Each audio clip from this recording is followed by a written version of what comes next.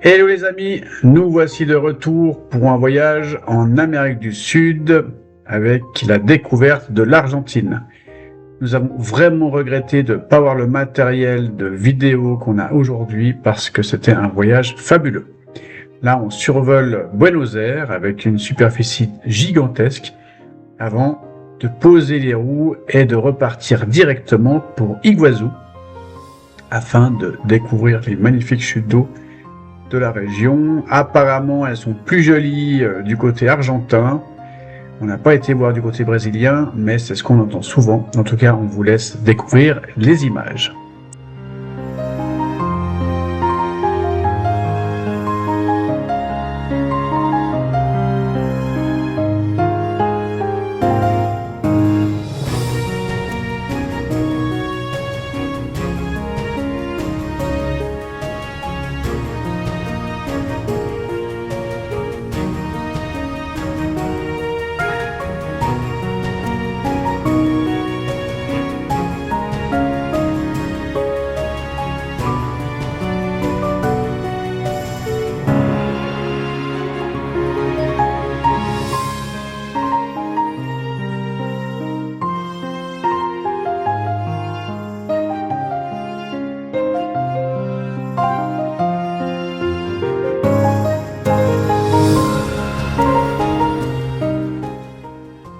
Après ces magnifiques chutes d'eau, on a directement repris l'avion, 2 jours plus tard, pour aller à son opposé, c'est-à-dire à Ushuaia, une ville au bout du monde que tout le monde a déjà bien entendu parler, et c'est vraiment un endroit qui est fascinant par sa beauté, par son extrême, on va dire, dans tous les sens. Et là, on a pris un petit train, puisqu'il faut savoir comme qu'Ushuaia, à l'époque, c'était une prison. Et en fait, les prisonniers prenaient le train pour aller couper du bois et faire des travaux dans la forêt. Et ils ont perpétué, on va dire, cette tradition, si j'ose dire, pour qu'on puisse aller dans la forêt, la campagne d'Ushuaia. Vraiment magnifique. On vous laisse contempler ces images.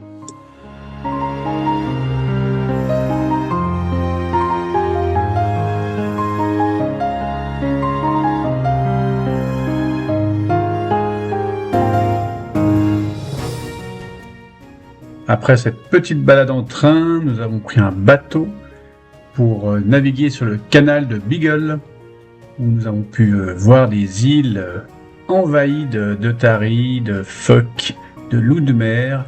C'était impressionnant. Heureusement sur les images on n'a pas les odeurs parce que c'est pas très ragoûtant.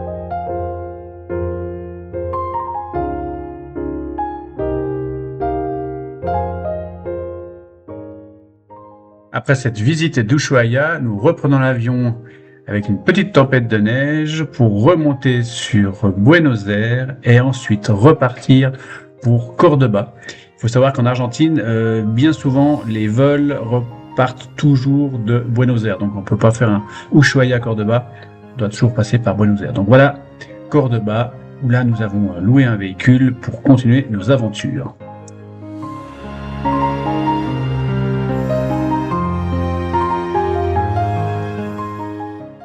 Et là, nous prenons la route depuis Cordoba pour aller direction la province de Salta et d'aller à la limite de la frontière bolivienne.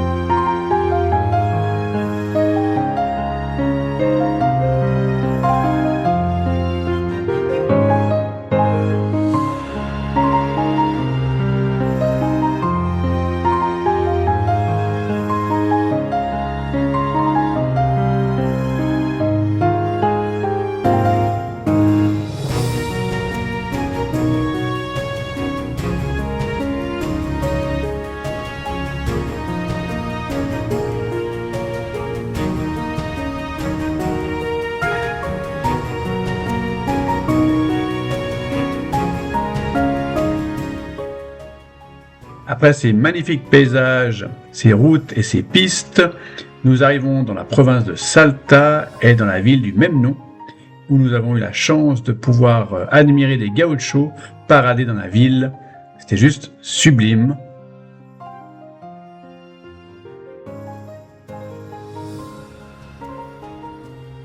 Avec Véro qui nous fait une petite danse avant d'aller à l'hôtel.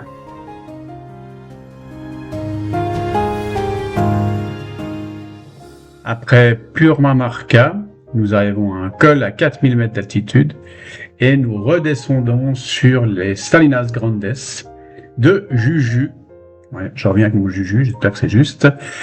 Un lac salé incroyable et qui fait environ 120 km² et qui se situe à 3450 mètres d'altitude. Donc quand on redescend de ce col à 4100 mètres, on a l'impression de redescendre en plaine, mais en fait la plaine on est quand même à 3450 mètres d'altitude.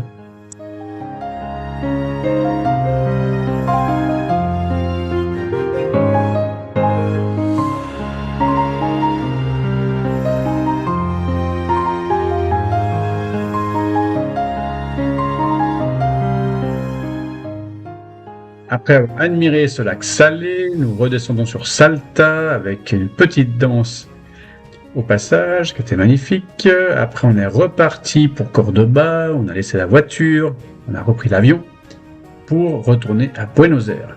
Là on a pris un petit bus panoramique pour faire le tour de la ville.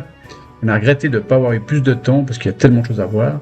Mais là ce qui m'a vraiment bluffé, c'est que ça circule, on n'entend pas parce qu'il n'y a pas le son, mais il n'y a pas un bruit, il n'y a pas un klaxon, pourtant ça roule un petit peu, on va dire à Wenegin quand même, mais personne s'excite, c'est vraiment, on est loin des klaxons d'Asie, donc c'était vraiment très très agréable. Ensuite, le soir, on a été voir un spectacle de tango argentin, et je vous laisse admirer.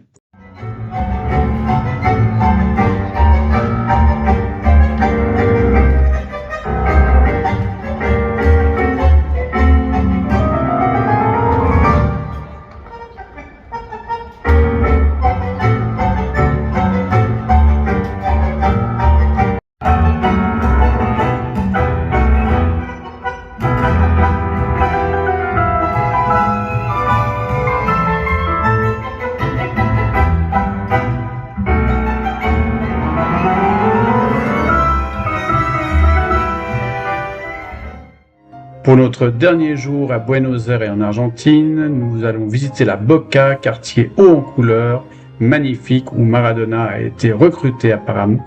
C'était que du bonheur.